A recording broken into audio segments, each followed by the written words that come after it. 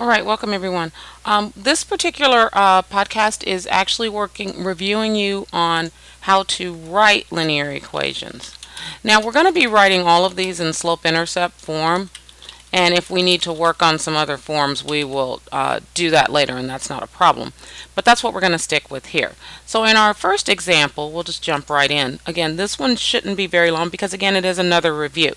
So in our first example, and I don't really like that as my writing utensil.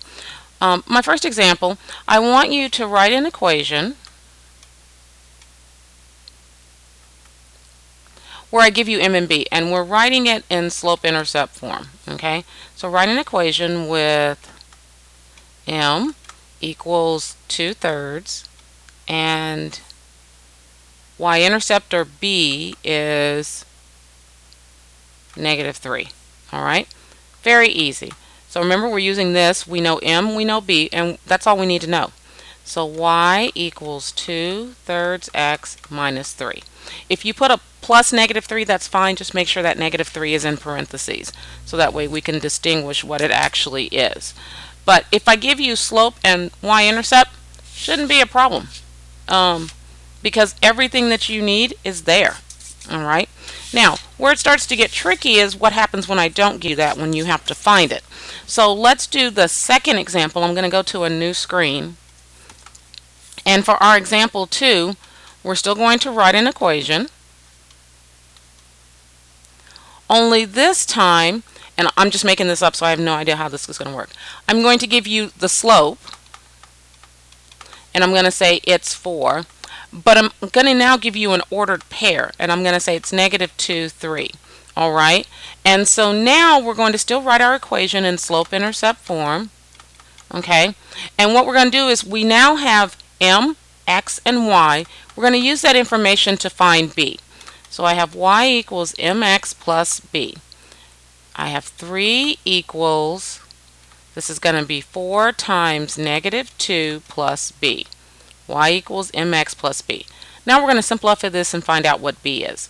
So it's 3 equals -8 plus b. I'm going to add 8 to both sides so that I get b is 11. I now have m and b.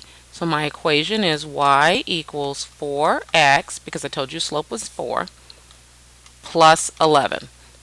And that's it.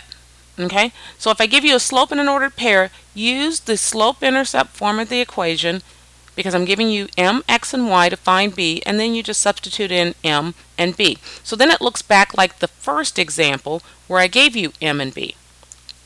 Now, the third example here is what happens when I don't give you m or b and I give you 2 ordered pairs. Now, if you're looking at a graph, I don't care if you get the slope with the slope triangle or you use the slope formula, whatever you want to do. But when I give you just 2 ordered pairs, you don't necessarily need to graph it. You can figure it out that way. So now for this example 3, we are going to write an equation. All right. And this time my ordered pairs are going to be -2, 3.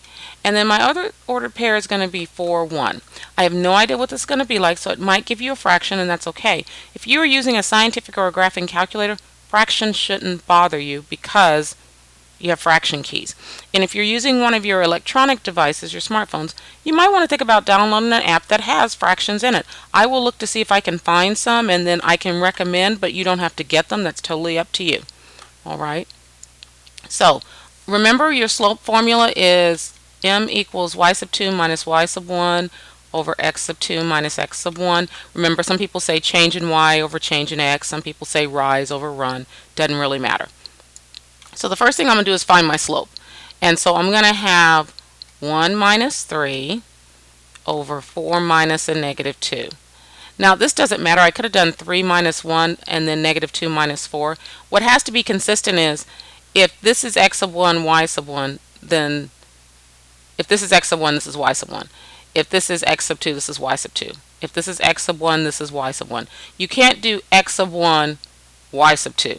That's what I mean by saying being consistent. So when we simplify this down, we're going to get -2 basically over 6. Now this reduces down to a -1/3. So now I know what my m is. So it's -1/3. And now at this point, just pick one of the ordered pairs. It really doesn't matter which one you pick. It really doesn't, because you're going to get the same answer no matter what. I think I'll pick the second one. There's nothing special about it. If you don't get the same answer, that means you've done something wrong. Okay, or I've done something wrong. But I think I'll go with you did something wrong.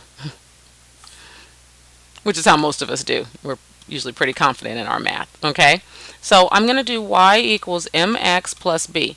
Now this looks just like example 2 because I gave you an ordered slope, and an ordered pair. So I have 1 equals, this is negative 1/3. I'm going to have some fractions in here, yay. And I'm going to make it 4 over 1 instead of just 4. Okay, now that becomes 1 equals negative 4/3. Oops, sorry. Plus b. I'm going to add 4/3 to both sides. Okay, when I do that, I'm going to go right here. B becomes, you basically have 3/3, which is 1.